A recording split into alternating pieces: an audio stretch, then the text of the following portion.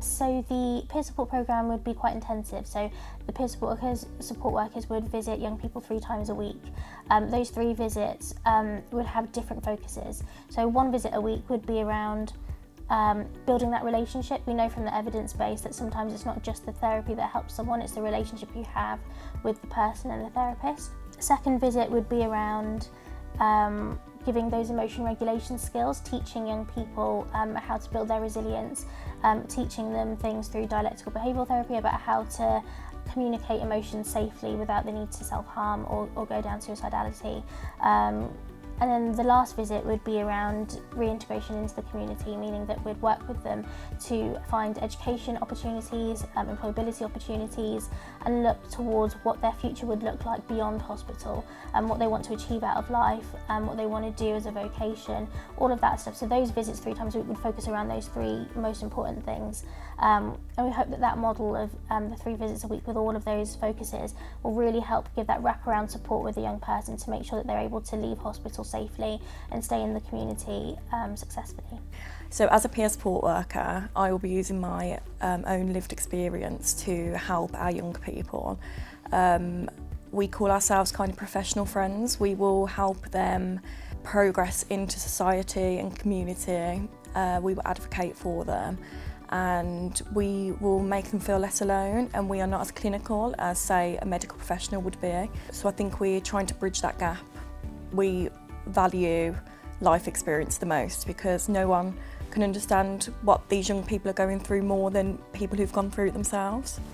So the team that we have of peer support workers, they are experts by experience but with a lot of training. So the things that Phil is undergoing at the moment is a lot of training in dialectical behavioural therapy, so giving emotion regulation skills, sensory integration, positive behaviour support, lots of different modalities. So the peer support workers, even though they're lived experience experts, they're also an expert in emotion dysregulation in autism and about the kind of phenomenon in autistic young people.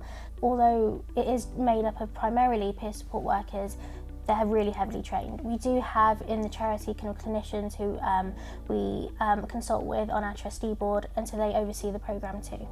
In the young person's journey, it would be that the peer support workers would come in during the young person being in hospital, and we'd work with the young person whilst they transition out of hospital and help them build that life worth living in the community. So in terms of the referral process, it would be up to the case managers. So we would have, the peer support workers would have a meeting with the case managers who oversee the young people in inpatient. So they kind of commission, they work in commissioning. We've got some kind of key KPIs or key goals. So the key goals that we have is to reduce readmission. We don't want young people having to come back into hospital once they've been discharged.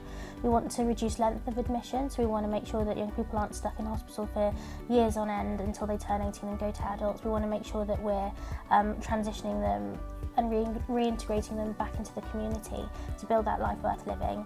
We want to make sure that young people are supported to be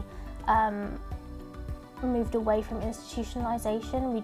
Being in hospital, you can get used to the environment, you can get used to kind of having all these restrictions, restricted practice, restraints, all these things, but we want to make sure that we're taking the young people away from that and transitioning them into the community with a support team in the community to look after them.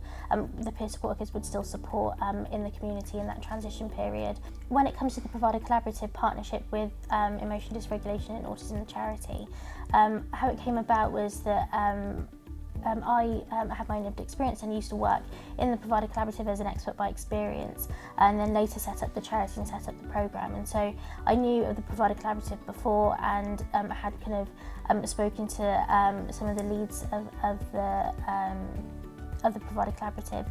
And so I spoke to some senior commissioners within NHS England, regional team, and also the leads of the provider collaborative, and we had loads of conversations over the past maybe year and a half, maybe 2 years, just about the programme, what we were hoping to do, and then now we've successfully secured a contract with the provider collaborative to deliver this work, and so all those kind of discussions over the past 2 years have come to this point, and it's a really exciting time. It's hopefully going to change dramatically the lives of young people. The programme will also be academically evaluated by the University of Birmingham, and we're working with them to find funds to be able to get that up and going. So the University of Birmingham School of Psychology and School of Education will be leading the evaluation, and we have some named researchers already and principal investigators. So we're hoping that at the end of the programme in April 2025, we'll have not only a successful programme, we'll have young people out of hospital, but also we'll have an evidence base to say that this is what works and what makes the help helpful. My lived experience is I am neurodivergent, but what we kind of call like our professional lived experience is, for me, eating disorder recovery. And a lot of our young people, especially who are autistic, it's a very high dual diagnosis of autism and eating disorders. So I want to use my recovery, which is years and years of recovery, to inspire people, because I never thought recovery was possible, and here I am today, feeling very strong, and that I've lived through the worst of it and I'm still here.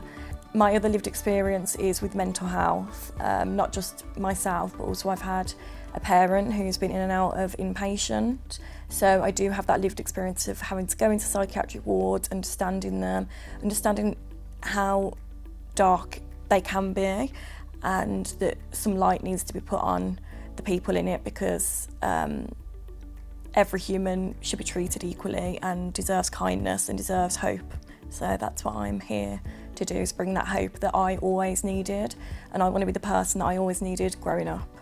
It's about helping them beyond hospital, to the point where they don't have just reduction of symptoms, reduction of self-harm. That's not good enough for us. We need a whole life transformation for this young person to find a life that they want to live and that they want to keep. And so it's not just about stopping them from harming themselves. It goes way beyond that. It's so much more meaningful. It's about empowering them to live their best life.